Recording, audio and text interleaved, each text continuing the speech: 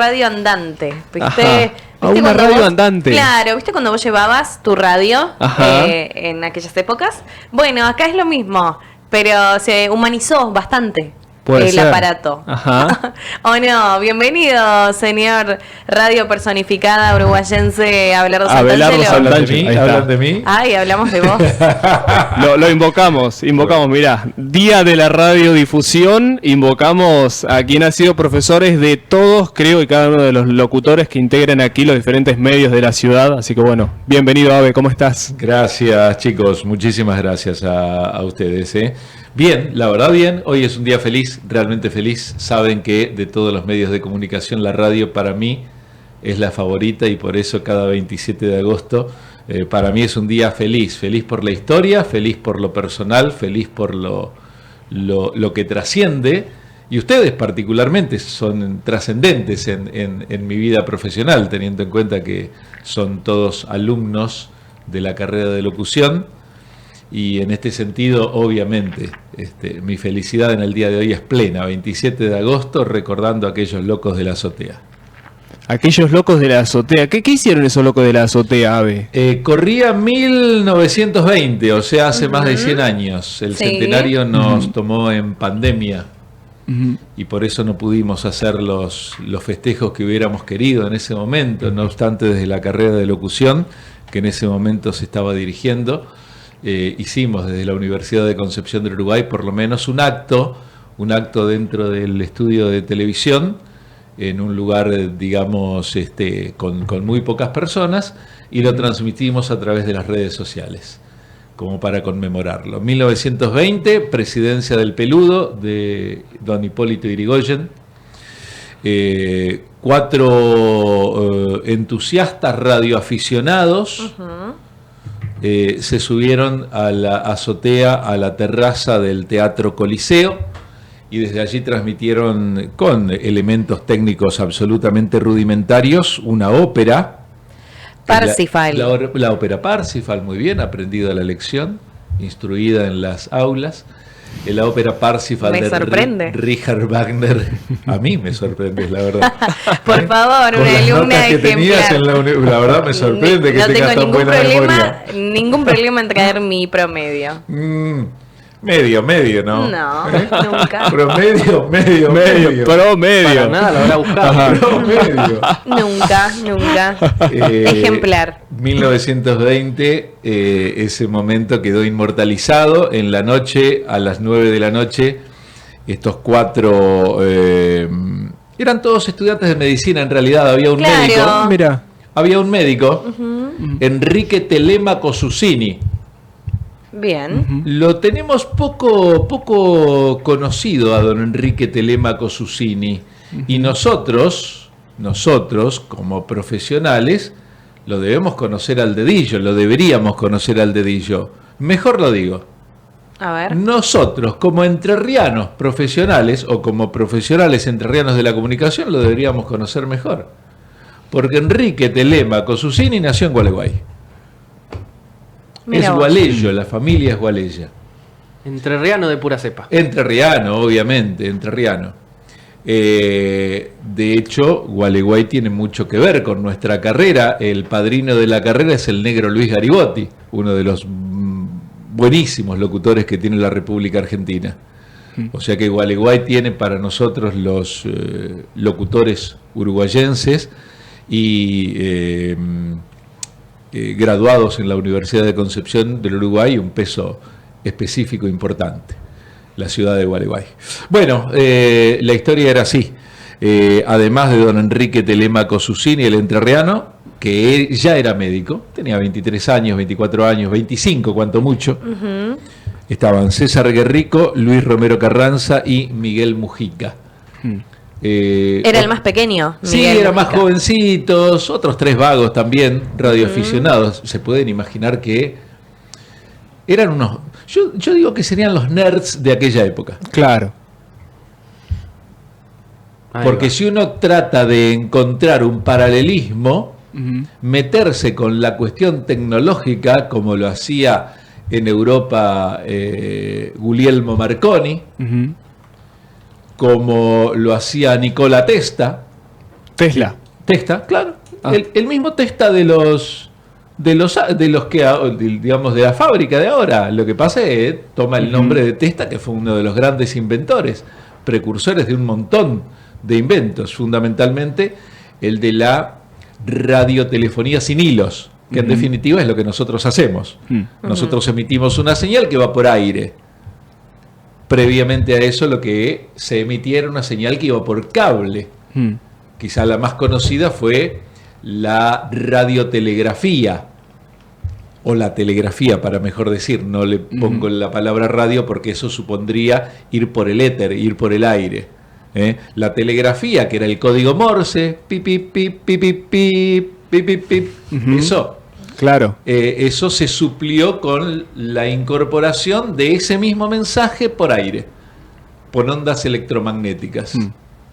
Y ahí nacimos. La historia argentina, si bien ya había un montón de otras experiencias, y ahora les voy a explicar por qué se considera la radio argentina como de la primera radiodifusora, si bien había otras experiencias a nivel mundial. Comenzó ese 27 de agosto de 1920 en la azotea, en la terraza del Teatro Coliseo, con la emisión de la ópera Parsifal de Richard Wagner. Y se pueden imaginar que la cantidad de receptores, porque en todo proyecto hay que, en este caso radiofónico, hay que pensar no solamente en el emisor, sino en el receptor. Si no hay nadie del otro lado en este momento, ¿para qué estamos acá? Claro. En definitiva. Bueno, radioreceptores había pocos. 50 oyentes. ¿50? Sí. Bueno. Menos eso es lo que dice la información. Sí, que uno no, viste, uno no sabe datos así precisos. Claro, pasa que también la época que era. Por eso. 50 era un montón. 100 años. ¿Cuántos podían acceder a eso? 50 era un montón. 50 era un montón. Era un montonazo. Lo bueno de todo esto es que inmediatamente después de esa experiencia, que fue realmente feliz para todos, siguieron haciéndolo. Sí, a la noche siguiente se volvió a transmitir la misma ópera y se sumó Aida e Iris. Mirá vos, o dos otras grandes óperas, ¿no? También desde el Teatro Coliseo. Recordemos, 1920, recordemos que apenas como medio de comunicación existían los diarios. Claro. Claro. El diario La Nación, uno de los diarios más antiguos que tiene la República Argentina, después de la capital de Rosario, es de 1870. O sea, 7 años antes de que se fundara la Asociación Educacionista La Fraternidad. Para que tomemos una idea, en el año en que lo asesinan Urquiza, de ese año es el diario La Nación. 50 años después, 40 y pico de años después, aparece la radio. ¿Y por qué se considera a la radiofonía argentina tan importante en el mundo, a pesar de no ser de las primeras experiencias? ¿Por qué? Porque luego de esto, como vos bien decías, Val, se siguió regularmente haciendo transmisiones. Regularmente. Y se organizó, a partir de esta experiencia, una radio, que fue de las primeras licencias que hubo, y a partir de ahí, bueno, empezó a hacer una radio, incluso dicen algunos estudiosos que fue la radiodifusión argentina la primera en pasar publicidad. Mira vos. Es decir, que fue conformándose, digamos, el negocio de la radiodifusión. El argentino siempre, ¿viste? Ahí. O sea que la radio surge acá en Argentina y se va expandiendo al mundo, se podría decir. Sí, lo que hoy se conoce como radio. Las experiencias de inventos no son de uno solo. Nunca. Claro. Nunca. Generalmente pasan a veces sin tener contactos, ¿no? Se cuenta que incluso estos 4 entusiastas, a quienes le debemos la radiofonía argentina, habían quedado maravillados unos años antes. Había venido Guglielmo Marconi, el italiano, a hacer algunos experimentos técnicos. Y estos que les gustaba la radioafición, quedaron encantados y siguieron experimentando. Bueno, vos decías recién de los orígenes, una radio que se va originando a partir de las guerras mundiales en realidad. como quizás muchos de los inventos que se han creado, ¿no? Por ejemplo, los anteojos de sol, por mencionarte algo, ¿no? Que los usaban los aviadores para que no les moleste, digamos, la vista, que es como vos decís, no surge a partir de nosotros, sino que se van, digamos, experimentando diferentes cuestiones para llegar a lo que es hoy en día. Vos bien lo decís, la Primera Guerra Mundial, 1914-1919, fue incipiente en eso. Fue incipiente en la necesidad de establecer una conexión que no necesitara cables, porque recordemos, el código Morse nace a través de los cables. Claro. El código Morse, el que luego le da lugar a la telegrafía postal para hacer telegramas. Porque antes la comunicación no había WhatsApp, así que había que mandar una carta. ¿No había? No había. No. Querida tía, te escribo estas líneas, etcétera, etcétera. Ajá. ¿Sí? Entonces uno esperaba que llegara la carta la abrían, la contestaban, volvía. No existía el WhatsApp y tampoco la ansiedad, me parece. No, claro, no. La paciencia. Con la era ahí. paciencia. no, se esperaban días y Eso hasta era... meses una comunicación.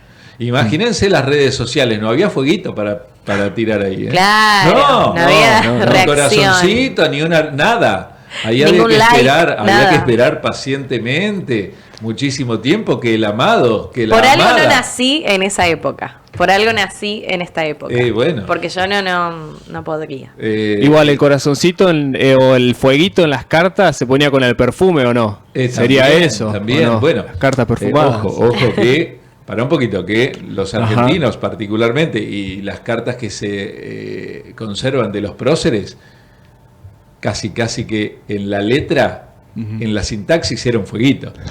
Claro. No, eran fogosos. Sí, eran obvio. fogosos. ¿Qué te parece? Y había que manifestar. Y sí, y tanto, te podés imaginar, tanto deseo acumulado de ganas de ver a la persona que uno quiere, cuando escribían la pluma Fuego se salía de la pluma. enardecía, obviamente. Pero volvamos a la radio, ¿quieren? Dale. La radio, ¿cuántos años? 104 años. 104 años. Del año 1920 nos deja un legado maravilloso, ¿no? Nos deja que hoy la radio después tuvo un montón de evolución. Fueron muchas las radios fundamentalmente capitalinas. Imagínense, 30 y pico de años después, recién se instalan radios en la provincia de Entre Ríos. La primera es LT14 de Paraná, que, mira, estoy haciendo memoria, no lo tengo absolutamente presente, pero en 1953 ya mi abuelo estaba haciendo radioteatro en LT14. ¿Por qué me acuerdo de esto? Por un afiche callejero que anunciaba uno de los programas de LT14, Radio Nacional hoy de Paraná, con la compañía de mi abuelo, 1953. O sea que se me ocurre decir, así se me antoja decir, que LT14 es de 1951. Poquitos años después, antes del 60, en el 57 se estrena LT11 de Concepción del Uruguay. Son las primeras radios en la provincia de Entre Ríos. Ambas de cadenas privadas comerciales. Radio Belgrano, filial de Radio Belgrano en el LT14, de la familia Yankelevich, filial de Radio Splendid en LT11, y no me acuerdo de qué familia era, pero uno de los muchachos que acompañó a Susini llegó a ser director de LT no me voy a acordar la sigla, de Radio Splendid de Buenos Aires. Eso te iba a preguntar, porque los locos de la azotea, así como se los nombraba, si bien no se dedicaban a esto porque eran radioaficionados, ¿se sabe si siguieron involucrados en el tema de la radio? Muchísimo. Mira, voy a ir directamente a los papeles porque de memoria no me la acuerdo.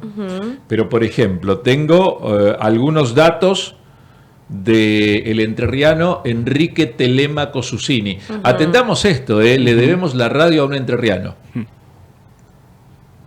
le debemos la radio a un entrerriano. Las autoridades poca bolilla le dan a este dato. Digo, las autoridades en general, tanto de Gualeguay cuanto entrerrianas. El pibe, Ajá. Telémaco, Enrique Sí. Telémaco Susini, a los 10 años terminó la primaria. Bien. A Mirá los vos. 14 la secundaria, a los 23 se hizo médico. O Un sea, bocho. Una Tremendo. carrerita hizo, ¿no? Una carrerita educativa, de formación. Se fue a París, estudió en París. Fue profesor de canto, de violín. Fundó la Escuela de Danzas del Teatro Colón, ahí donde va a ir Julio Boca a dirigirla. Ajá. Dentro de poquitos días se va a hacer Sí. la presentación oficial. Y algo importantísimo esto, en 1931, es decir, 10 años después de dar el puntapié inicial a la radiofonía, creó una empresa, una productora de cine que se llamó Lumitón, que fue muy importante en el cine blanco y negro, muy importante. No solamente que creó la empresa, sino que además fue director de varias películas, de muchísimas películas, incluso, qué sé yo, a ver, de los más conocidos, Luis Andrini. Bueno, fue actor de las películas que dirigió Enrique Telémaco Susini. Che. No lo tenemos, Ajá. no lo tenemos a No. Susini. Hay, Pero- hay muchos próceres uruguayenses y entrerrianos olvidados, Mariano López, uno. Le debemos tantas cosas en Concepción del Uruguay a don Mariano López, lo tenemos medio olvidado. Tiene su calle. Tiene su calle, sí. Bueno, Tiene como, su calle. como muchas otras personas que no tenemos ni idea de quién son. Claro, o las tal fechas cual. también. Pero digo, esto lo tendríamos que tener como uno de los próceres. Es más, así como en la Universidad de Concepción del Uruguay, ni bien subís los 35, creo que son escalones primeros de la escalera, está el busto del doctor Basalo, Ajá. benefactor de la UCU. Nosotros acá en las radios tendríamos que tener un busto de don Enrique Telémaco Susini. Ahora, con 30 años el tipo ya había hecho la vida. Ya está. ¿Qué más Ya vas a está, hacer? Ya sí, está. ya está. Escuchame. Otra Parece que todo. generación de cristal. Espera un poquito, para que no termine, Para ver. que no termine de hablar de Susini. Y A hay ver. más. Hay más. Dirigió la primera transmisión de televisión en la Argentina, 1951. Ah, bueno. Ah, ¿Sí? por Dios. No solamente eso, primer director de Canal 7, canal oficial. Director del primer Festival de Cine Internacional en Mar del Plata en 1948, un festival importantísimo. Importantísimo, bueno, espera un poquito que voy a los otros, los colaboradores. Mirá, a ver, Miguel Mujica se recibió de médico, ocupó el cargo de ministro de Comunicaciones durante la administración de Frondizi. César Guerrico, también médico, asumió la dirección de Radio Espléndida, acá está, lo que te contaba. Ajá. Luis Romero Carranza se especializó en radiología como médico, no radiodifusión. No. Ajá. Estaba ahí, Sí. en radiología, Parecido. y Ajá. estableció la primera fábrica de celuloide virgen destinado al cine. Mira vos. O sea, todos siguieron no Conectados, solamente claro. conectados, involucrados, y siguieron inventando cosas. Ahora, lo más gracioso, Abe, es que cuando empezamos la entrevista, vos dijiste, sí, eran 3 vagos que se juntaron en una azotea. ¿Vagos? Claro. Minga, vagos, Vagos, loco. no. ¿Qué van a hacer vagos? Tremendos cracks. Sí, creativos, unos tipos creativos. Sí. Sí, se vestían como se vestían a la usanza, ¿no? De entonces, quiero decir, trajecito, pero unos bochos, los tipos Sí. eran unos bochos. Ahora, una radio, digo, que va cambiando el formato a partir de, bueno, del paso del tiempo, también la llegada de la televisión. Hoy, ¿cómo se podría concebir la radio con estas plataformas, por ejemplo, digitales, más de streaming? ¿Qué futuro se le podría dar a la radio o qué visión se le tendría que empezar a dar a partir de estas nuevas tecnologías que van surgiendo? Mira, esa pregunta tiene dos formas de contestarse, una desde el final y otra desde el desarrollo. ¿Sí? Voy a empezar por el final y digo, la comunicación hablada es inherente a la humanidad. Por lo tanto, nunca va a dejar de ser viable la radiofonía, llamale o ponela en el formato que quieras. Ujú. La comunicación de alguien que hable y otro que escuche, mandala en cualquier formato que va a seguir funcionar. vigente, pero por ser inherente la comunicación hablada del individuo. O sea que de ahí, ponele el nombre que quiera, no hay ningún problema. Nosotros le decimos la radio porque en definitiva ha sido un medio de comunicación que obviamente fue mutando, ¿no? Primero fue de uno a la multitud, luego fue de un backup con las cartitas que le llegaban a los conductores. Ujú. Después el teléfono fijo, luego el teléfono celular, ahora las redes sociales. Y fíjense, tanto se habla hoy del streaming famoso, que el famoso streaming no es sino una radio televisada sin formato televisivo, porque no tiene condimentos extras como inserts, por ejemplo. Es poner una cámara en un estudio de radio, simplemente eso. O sea, como Animal TV en 2009, digamos, ¿no? Ujú. O sea, hace 15 años el streaming ya Ruido de había imagen. en la ciudad de Concepción del Uruguay. Había streaming. Claro. Ahora, pero en realidad, si bien era streaming, tenía formato televisivo porque tenía inserts. Ustedes que conocen y saben las cuestiones particulares de la técnica de un medio y otro, de la radio por un lado, de la televisión por el otro y del formato gráfico por el otro, saben que para la televisión lo que se necesita es imagen. Ahora, mirar un tipo que está hablando, una persona que está hablando, si bien es una imagen, no tiene los caracteres televisivos propios de una transmisión formal de comunicación televisiva. Pero creo que contestar esa pregunta tuya, ¿cuál es el futuro? El futuro es infinito. Claro. El futuro es, hasta que dure la humanidad, cambiale todas las técnicas que quieras. Pasala por donde vos se te antoje y pensando en cualquier formato que hoy sería inimaginable. Claro. Que antes del año 2000... El año 2000 parecía un quiebre de era, parecía que, no sé, íbamos Sí. a ser como los supersónicos, que los autos iban a volar. ¡Minga! Sí. En realidad... Te acostabas el 31 de diciembre, te despertabas el 1 de enero y ya Sí, los como autos los volaban. supersónicos. Claro. No, sí. no, en absoluto. Lo que no veíamos en el año 99 o antes es lo que apareció después, que es la virtualidad. Lo que hoy están viviendo ustedes como jóvenes. Lo que hoy estamos nosotros transitando, todos y cada uno de nosotros. Quizás nos estás escuchando a través de www.animalfm.com.ar. No lo teníamos. Entonces digo, hoy sería inimaginable pensar cuál será el formato futuro. No lo sabemos. Lo va a dar la tecnología. Y déjame contar esto, grosso modo y muy rapidito, porque la radio merece un análisis así hoy, el día de la radiodifusión.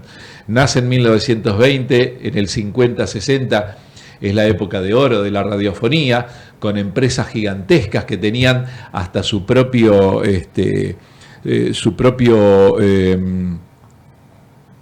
equipo, su propia compañía, si lo digo bien, tanto de músicos cuanto de radioteatros. O sea, eran empresas que hoy ya no existen.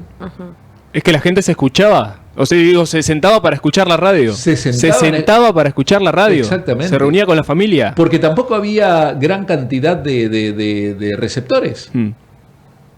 Que eran receptores, y acá la tecnología, obviamente, es la tecnología la que también va acompañando los desarrollos. En ese momento las radios eran valvulares, había válvulas, había como foquitos que eran los que permitían que se encendiera una radio. Después, cuando se inventa el transistor, ya la radio puede ir de un lado al otro. Entonces ahí sí, llevas la espica a la cancha. Claro. O llevas en los años 80 el equipo, el estéreo en el hombro, y vas bailando reggaetón. Claro. No, breakdance era, no reggaetón. Claro, todavía no estaba. Claro. Después de aquella época de los 50-60, la radio se abre en dos, en AM y FM, para dejar a la FM más musical y la radio AM más informativa. En los finales de los años 80, principios de los años 90, comienzan a aparecer las radios truchas, como les llamaban, a radios como esta, por ejemplo, que no dependían de una radio AM. Claro. Las radios FM eran truchas todavía, no tenían legalidad. ¿Y qué hacían las radios truchas o radios barriales, como se les decía? Contaban las cuestiones que pasaban en su zona. Porque las grandes radios, Mitre, Rivadavia, Continental, Splendid, Excelsior, Belgrano, América, no te contaban del bache de la esquina. Estoy hablando de radios de Buenos Aires, ¿no? Sino que te contaban cuestiones macro. Bueno, estas radios FM empezaron a ser muy barriales y muy necesarias. Y ya tenemos que pasar, digamos, en un salto grande al día de hoy, en donde las radios fueron convirtiéndose o utilizando en realidad la Internet para viabilizar más todavía su contenido. Cuando vos llegaste a Concepción del Uruguay, ¿cuántas radios había más o menos en la ciudad? No más de 10. No más de 10 y 3 o 4 periodísticas. ¿Había algún noticiero en la provincia? ¿En la provincia? Ajá, en la provincia. No recuerdo. Más que LT14 no tengo memoria, si no conozco en ese momento. Yo volví de Buenos Aires después de estar 15 años allá, en 1997, 98. No recuerdo qué es lo que pasaba en la capital provincial. No lo recuerdo. Acá estaba LT11, obviamente. Estaba Radio Mix haciendo formato periodístico a la mañana. Y recién estrenada Radio Franca. Y participé en la fundación de Radio Total. Y por eso digo, no eran muchas las radios periodísticas de finales de los 90, o sea, principios del milenio acá en Concepción del Uruguay. Claro. Y bueno, vos durante todo ese tiempo hiciste radio hasta que surgió Animal TV. Hasta que surgió Animal TV anduve por varias radios, en lo personal anduve por varias radios después de venir de Buenos Aires en el 97, hasta que desembarqué en Animal FM, 2000, finales de 2006, 2009 comienza Animal TV y ahí ya empieza otra era, ¿no? Claro. Ya es historia. Bueno, esa ya es historia, incluso que los empiece a involucrar a ustedes después. Una era completamente distinta a la de hoy, digo, que es mucho más fácil por WhatsApp, por ejemplo, recibir imágenes, todo. ¿Cómo se manejaban ustedes en esos primeros años? Porque, ¿cuántas horas estaban al aire, por ejemplo? 2 horas y media, de 6:30 a 9. De 6:30 a 9. Todo ha cambiado, obviamente todo ha cambiado. En ese momento estaba el canal local, que era ya de Cablevisión, digo ya de Cablevisión porque pasó por distintas manos empresariales, el canal local, que hoy se ha transformado en Flow, un canal provincial. En ese momento era un canal local y la gerenta de contenido, Fernanda Otero, y la gerenta del canal, Marcela Giordano, aceptaron mi propuesta de hacer un dúplex. En ese momento era solamente la radio y la televisión, e instalaron cámaras acá porque esa era la condición, ¿no? No ir al estudio, no ir al estudio de televisión. Estamos hablando de hace, ¿cuánto? ¿15 años más? Sí, 15 años. No ir al estudio de televisión, sino hacerlo desde acá, así que la verdad fue una hazaña tecnológica en función de que debía instalarse antenas que iban de acá hasta una antena que estaba en el centro comercial, del centro comercial hasta la sede del canal, o sea, sí. Era cortar los árboles, ver dónde se ubicaba la antena para no tener ninguna interferencia. Era un dato, pero... ¿Y cómo les llegaban las noticias a ustedes? Porque hoy entras, no sé, a la prensa federal, ves la noticia que escribe Valentina, digo, mucho más fácil, pero ¿ustedes cómo hacían? El ruso Cáufero, traía los diarios. Un canillita. Bien. El ruso Cáufero, gracias ruso querido. El ruso Cáufero traía los diarios y con los diarios nos manejábamos. La internet, si bien había internet, claro, también los diarios eran importantísimos. A finales, escuchen esto porque es fantástico contar estas cosas porque en definitiva no son hazañas de San Martín. Son cuestiones medianamente cercanas en el tiempo. Sí, sí. A finales de los 90, el diario Clarín llegaba a Concepción del Uruguay a las 10 de la mañana. Mira, O sea que hasta las 10 de la mañana vos no podías leer las noticias nacionales. claro. No había forma de leer las noticias nacionales. Qué locura. Sí, claro. O sea, hoy en día es como impensado. Hoy es impensado, absolutamente. Hoy es absolutamente impensado. Eso de esperar tanto tiempo. Vos lo decías, ¿no? La ansiedad ha ganado este tiempo. Sí. Antes era inexistente también. O bueno, se tenía que saber controlar. Sí, en realidad Porque no había, te quedaba otra opción tampoco. pero es que no había otra opción. Claro. No existía otra forma. ¿Se vivía más tranquilo antes? Yo no sé si es más tranquilo o menos tranquilo. Es como si uno se adapta. Claro. Es como uno se adapta. O sea, yo hoy me pienso hace 20 años, igualmente, mira, hablando de radio y hablando de tecnología y hablando de desarrollo, yo tuve la oportunidad de ser testigo del paso a la virtualidad desde el profesionalismo de las radios.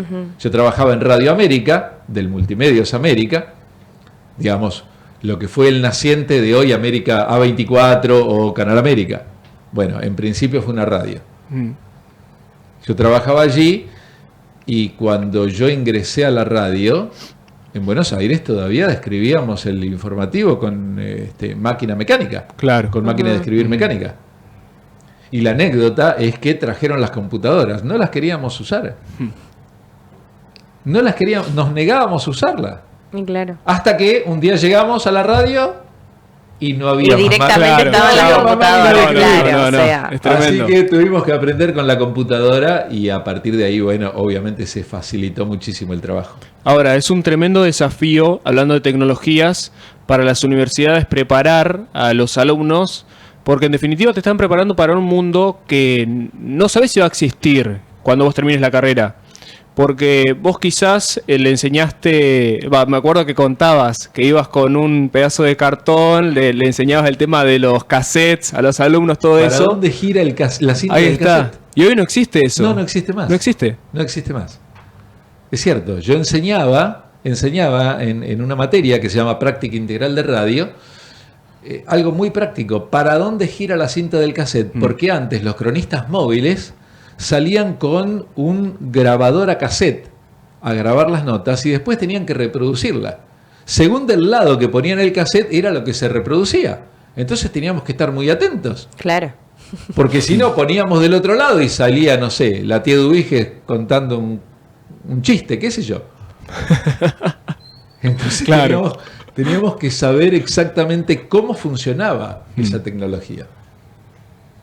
Más de media hora hemos pasado charlando hoy, ¿no? En el día de la radiodifusión. Sí. Hermosa charla que hemos tenido con la Abelardo Santangelo. Bueno, Abe, antes de pedirte, si quisieras, por ejemplo, definir la radio en una palabra, ¿cómo lo definirías? Quizás en la significancia que genera para vos, ¿no? Este medio hermoso. La significancia personal es gratitud, absolutamente, absolutamente. Yo si volviera a nacer 1000 veces sería locutor 1000 veces. Si volviera, sí. No hay profesión más hermosa que esta. No hay forma más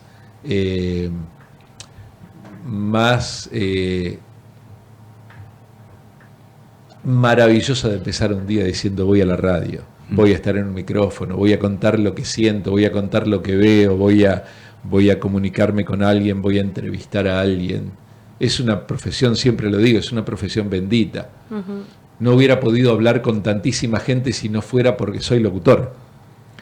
Ninguno de quienes me han atendido me hubiera atendido porque me llamo quien me llamo, porque soy quien soy. es simplemente porque trabajo en la radio. Y eso me abre un montón de posibilidades, como les abre a ustedes levantar un teléfono o hacer una comunicación y decir, estoy en radio, soy locutor, quiero entrevistarte, y tenemos el diálogo siempre abierto. Y lo bueno de todo esto es que aprendemos permanentemente. Sí, nunca se deja de aprender. Aprendemos, con todas las personas que hablamos estamos aprendiendo, o sea que somos un